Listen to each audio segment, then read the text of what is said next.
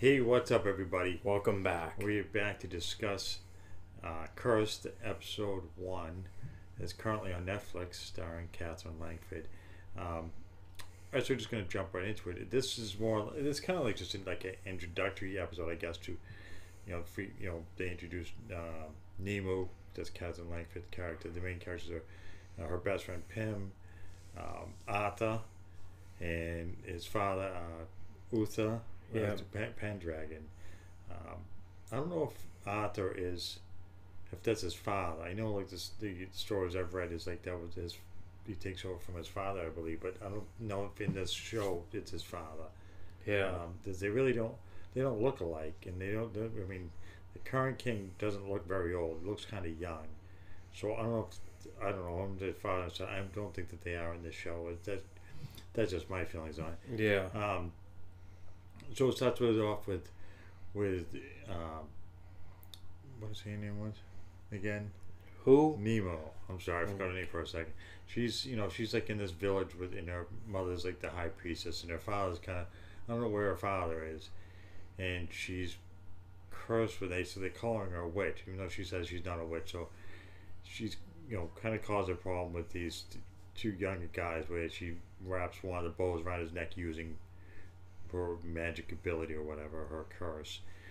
So her mother supposedly wants her to be more important or something. I didn't really understand it, but the elders don't like her, and they basically say, you can't, you can't be here, or whatever. So she leaves with Pim, and she's gonna go try to take a boat to some desert region or something like that, and she gets to the docks, and the boats just left early, and they won't be back for 6 months. So now she's kind of in trouble, like, well, now what she's supposed to do. And she runs into Arthur.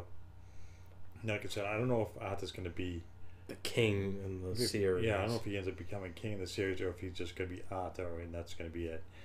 So he's kind of like, kind of befriends her, and he kind of gets her into a little bit of trouble. They go to a bar, and his friend Boaz, I think his name was, he challenges, Nemo to this game of dice, and she figures, well, she can get some money because she can use her magic to win, and they have to try to warn her that the dice are weighted, so it's impossible for her to win. Well, she does it anyways, and she wins twice in a row, and the guy realizes that something's not right, so he's just calling her a witch, and she has to leave, before she gets in trouble. So she leaves, and then they're being followed by a couple of these paladins, these guys with these red cloaks on.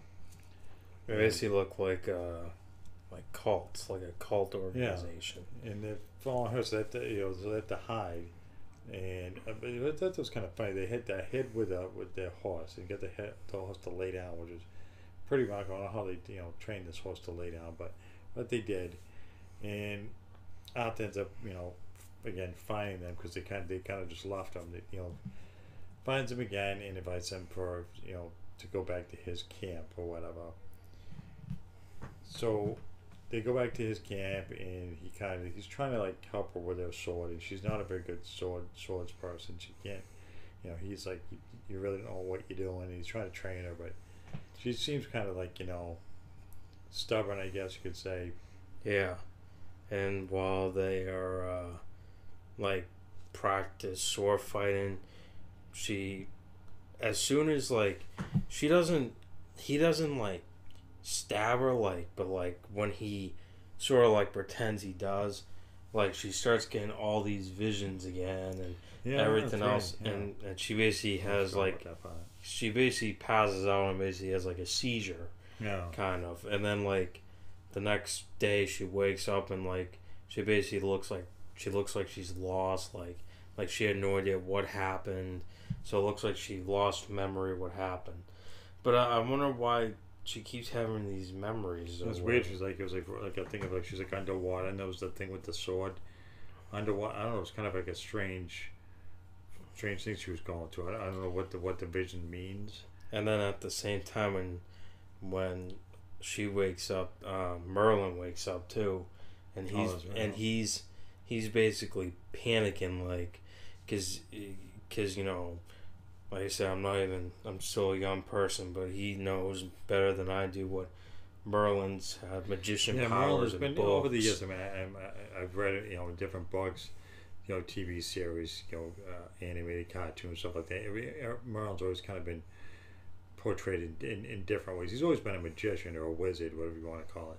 But he's always his personality. Like, one thing, he was kind of like this silly character, just kind of a buffoon, couldn't get out of his own way, but yet he could perform silly magic tricks. Like, nobody really took him seriously. It's like, oh, I pulled a rabbit. Yeah. It's something like really kind of dumb. But in this case, the guy's definitely more serious. He's a drunk. He seems to like not be able to perform magic very well. Like, he's lost his magic ability because he hasn't done anything magical I've seen in the. And King keeps getting mad at, like, there's a current drought going on. He says, Merlin, fix it. You're supposed to get us rain, and so far there's been no rain. What's going on? And he goes like, I'll fix it. You might have seen leaves. Yeah, but when he woke up, he basically looked at his book, and when he turned the page, it shows the sword that she has, and he basically has that like terrifying look on his eyes, like, oh no, that's not good. So I guarantee the sword she has must be cursed, or it must be evil or something, or maybe it didn't. Maybe it just has a lot of power, and maybe he thinks that something may bad happen or with it, or something. Maybe he knows like a spell that goes. It's in this book. Maybe he's the only one that knows how it's supposed to be controlled, or what kind of magic it is. Or, whoever holds the sword, how they're supposed to use it. Maybe, I don't know. I just saw it. Like you said, it was in the book, but who knows so far what that really means? It's just a picture of a sword in a magic wizard's book. And then Nemo and Pam. Yeah, Pam. Oh, Pam. I'm sorry. As they're walking toward whatever they were going, a horse is on fire and it's running, and I'm like, huh? How's there a horse on fire? And they keep walking, and there's a massive battle going on between the paladins, the guys with the red clothing on, and the villagers. Yeah, that was her home village, so she was looking for her mother. And I thought that was a pretty cool battle scene. I mean, I thought it was pretty cool. And basically, both sides, the paladins are just slaughtering everybody. There's people getting crucifixed on crosses and getting burned. Yeah. And basically, she meets the kid, whatever Squirrel, that's his name. And that's basically the only person she can rely on. Yeah, I don't know if that's her brother or just somebody from the village. But anywho, she basically tells him, like, run away, like, go to the Iron Hills, and just hide there. I'll come for you later once I get my mother and everything. Yeah. He starts running, but at the same time, the paladins take her, and they basically like hit her and everything, and basically she thought she was gonna get crucified next, and before they were going to someone attacked because there was a bunch of arrows. I don't know if those are the current king's forces or somebody else who was shooting arrows at them. And then basically after that, she runs and she finds her mother, who's on the ground injured, and she basically tells her like, all right, we have no time to talk, just go, but take this, and it's a sword, a magical sword. Yeah, which I think is the one that Merlin was terrified at in the book. Yeah, he was doing some weird thing. He was outside the castle, like, something with lightning, and there was blood coming from the sky. And as the king Uther was drinking it, he's like, what is this? Why is there blood? Yeah, he's all excited. He thought the drought was over and that there was rain and he was going to drink the water, but it wasn't rain, it was blood. So now he's mad at Merlin again. For causing blood to come out of the sky. Yeah, he wanted the drought to be over with water, not with blood. So that's kind of like a strange thing that's going on with Merlin. I don't know if Merlin, it was the cause of the blood coming from the sky, maybe doing some kind of magic and he messed up, or if it's just some weird coincidence of something else going on. And then basically the ending is Neil's fighting a bunch of wolves, and she cuts off all their heads, and then after that it just ends right there. Yeah, that's kind of so. It's one of those like an introductory of all the different characters and where they all stand. Um, it's kind of interesting. Like the king just seems like He's a chill guy. Yeah, well, I was gonna say he just seems like kind of like a buffoon. Like he wants uh,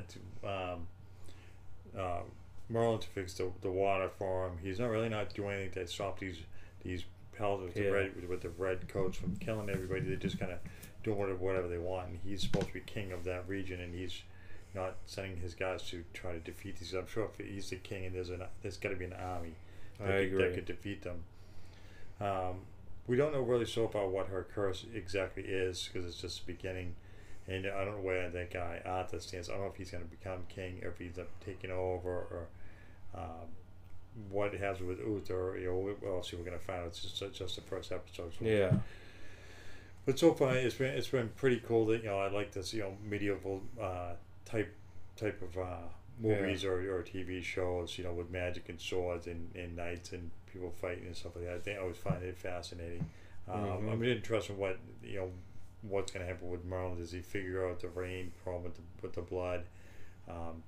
Does Nemo keep the sword, or does she actually give it to Merlin like her mother told her to, where she realizes it's magic?